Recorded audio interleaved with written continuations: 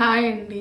నేను ఝాన్సీని, మన అడగర్ల ఝాన్సీస్ ఛానల్ నుండి మాట్లాడుతున్నాను. అయితే ఈరోజు మనం ఏం చేద్దామంటే, ఈరోజు రెసిపీ పాలకూర పప్పు. అయితే పాలకూర పప్పు నేను ఎలా చేస్తానో మీకు చూపిస్తాను. నేను ఏం చేస్తానంటే, ఇదిగోండి ఈ కప్పులో ఒక కప్పు కందిపప్పు కడిగి నానబెట్టేసి ఉంచాను. ఒక 2 గంటల క్రితమే నానబెట్టాను. టిఫిన్ చేసేటప్పుడే చక్కగా నానిపోయింది. ఇప్పుడే స్టవ్ ఆన్ చేసి పెట్టాను అనమాట. అయితే దీంట్లో మనం వేయాల్సిన ఐటమ్స్, పాలకూర మెయిన్ కదా.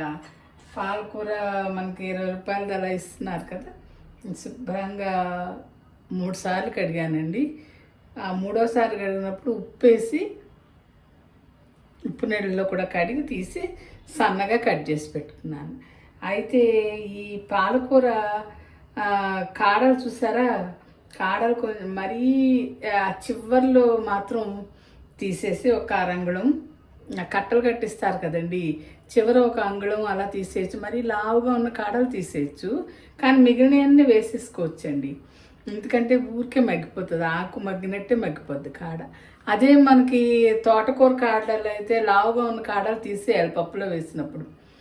అవి మరీ పుల్లలా ఉండి మనకి తినేటప్పుడు కూడా కొంచెం అంత బాగా ఉడకదనమాట. అందుకని తోటకూర కాడలు లావుగా ఉన్నాయేమో తీసేసి చక్కగా ఆకును సన్న కాడలు, లేత కాడలు వేసుకోవాలి.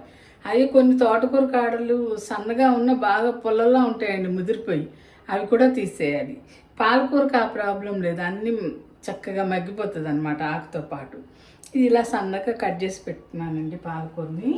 ఒక చిన్న ఉల్లిపాయ, ఒక 3 పచ్చిమిరపకాయలు పొడుగ్గా కట్ చేసి ఆన్ చేశాను కదా, పొంగుతుంది. పొడుగ్గా కట్ చేసేసుకోవచ్చండి పచ్చిమిరపకాయలు. ఒక చిన్న ఉల్లిపాయ. ఈ ఉల్లిపాయ పచ్చిమిరపకాయలు వేసేద్దాం దాంట్లో.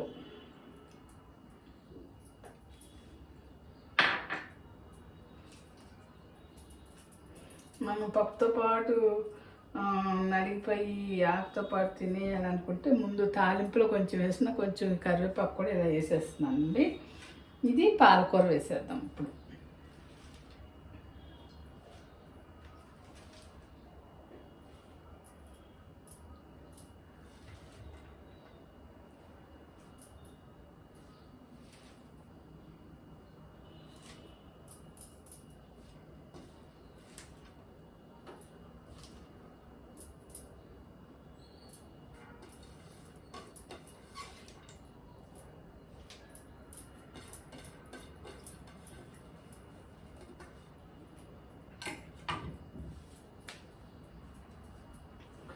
కాస్త చింతపండు అండి, దానికి సరిపడా ఇదిగోండి చిన్న నిమ్మకాయ అంత కూడా లేదు, ఇది వేస్తున్నాను అనమాట. అయితే కొంతమంది చింతపండు లేకుండా కూడా వండుకుంటారంటండి. మనం కొంచెం చింతపండు వేద్దాం. అదే మనం తోటకూర, దోసకాయ అలాంటి పప్పులు వండుకున్నప్పుడు 2 టమాటాలు వేస్తానని చెప్పాను కదా. కానీ పాలకూర పప్పులో టమాటాలు వేయనండి, ఎందుకంటే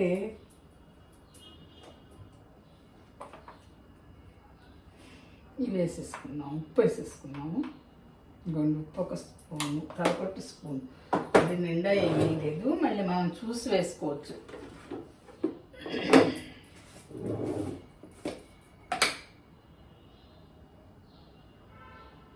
చిటికెడు పసుపు,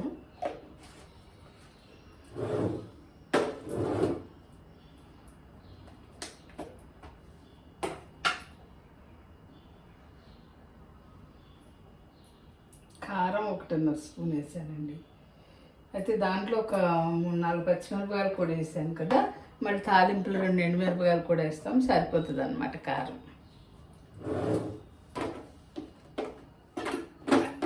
ఇప్పుడు అన్నీ వేసేసినట్టే, ఉప్పు, పసుపు, కారం అన్నీ వేసాం కదా.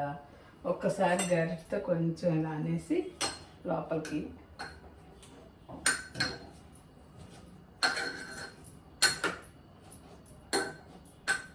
అయితే ఇది 1/4 కప్పు వేసి అన్నాను కదండి. 1 గ్లాస్ నీళ్ళు పోసాను అనమాట. మామూలుగా ఈ కప్పుతో కందిపప్పు వేస్తే ఈ గ్లాసు నీళ్లు పోసేస్తాము. ముప్పావు కప్పు వేసాను, అయినా సరే కొంచెం లూజ్గా ఉంటుంది అన్నట్టు గ్లాస్ నీళ్ళు పోసేసాను. కొంచెం తక్కువైనా పోసుకోవచ్చు గట్టిగా కావాలనుకున్న వాళ్ళు. ఇప్పుడు మనం మూత పెట్టేసేయడం. కుక్కర్లో తేలిక కదా పప్పు వండడం.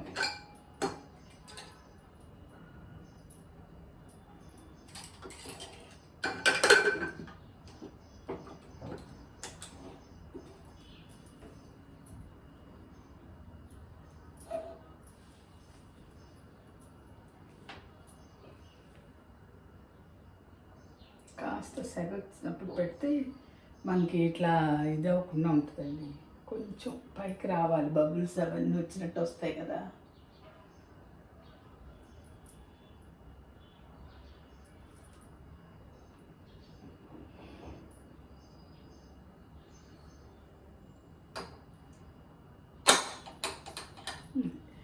ఇది మనం ఒక 3-4 విజిల్స్ రాగానే ఆపేసుకోవచ్చండి స్టవ్. అయితే దీనికి తాలింపు కూడా చెప్తాను ఎలాగా అనేది.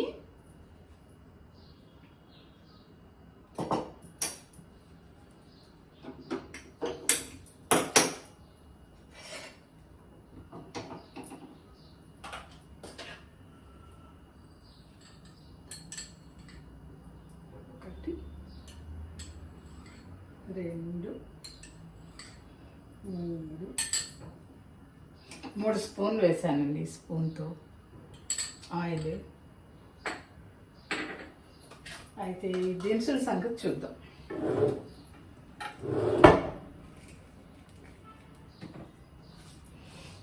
కొంచెం ఈ పప్పు తాలింపులకి ఎండుమిరపకాయలు, వెల్లుల్లిపాయ ఎక్కువ వేసుకుంటే బాగుంటుందండి. ఒక 3 ఎండుమిరపకాయలు, ఒక 4-5 వెల్లుల్లి రెబ్బలు, అన్ని మెంతులు, ఒక పావు స్పూను జీలకర్ర, ఒక పావు కంటే కొంచెం తక్కువే ఆవాలు వేసాను అన్నమాట. మెంతులు, ఆవాలు, జీలకర్ర, ఎండుమిరపకాయలు, వెల్లుల్లి, కరివేపాకు, ఇంగువ తాలింపుకి కావాలి మనకి. తాలింపు ఆయిల్ వేడెక్కింది కదా వేసాను. ఇవన్నీ ఒకసారి వేసేయచ్చు వేయకపోతే.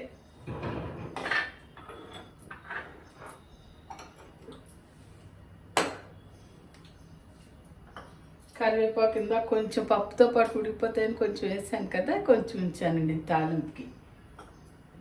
ఇంగువ ఇది వాడతానండి, ఎల్జీ.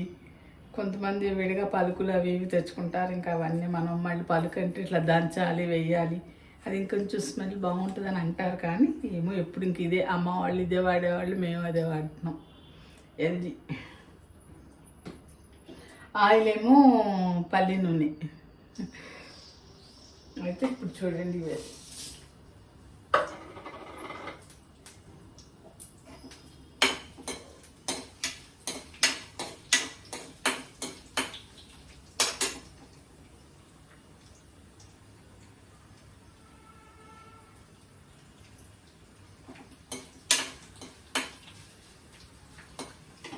అయితే మనం తోటకూరకి, దోసకాయ పప్పులకి 2 టమాటాలు కలిపి చింతపండు తక్కువ వేసి వండుతానని చెప్పాను కదా. పాలకూరకి టమాటాలు వేయమండి, ఎందుకంటే చాలా సంవత్సరాల క్రితమే తెలిసింది పాలకూర టమాటా కలిపి వండకూడదు, కిడ్నీలో స్టోన్స్ ఫామ్ అవుతాయి అని చెప్పారు.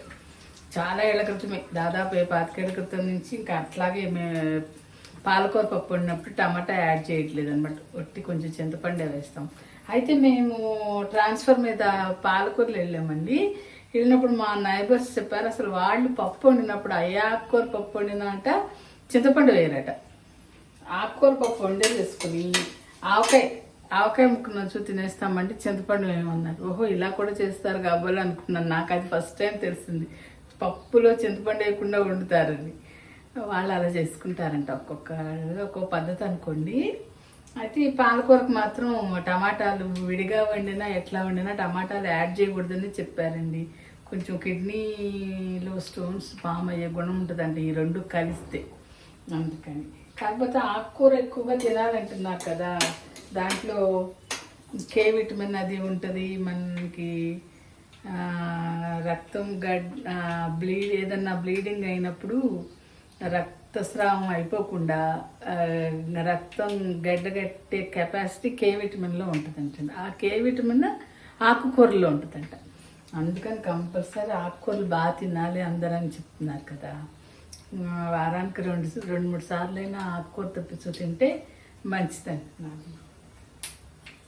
సరే, మన తాలింపు వేగిపోయింది. కరివేపాకు వేస్తున్నాం.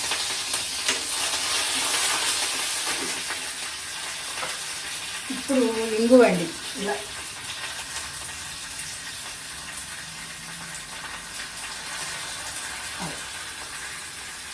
ఇంగు వేయగానే మంచి వాసన వస్తుందండి తాలింపు.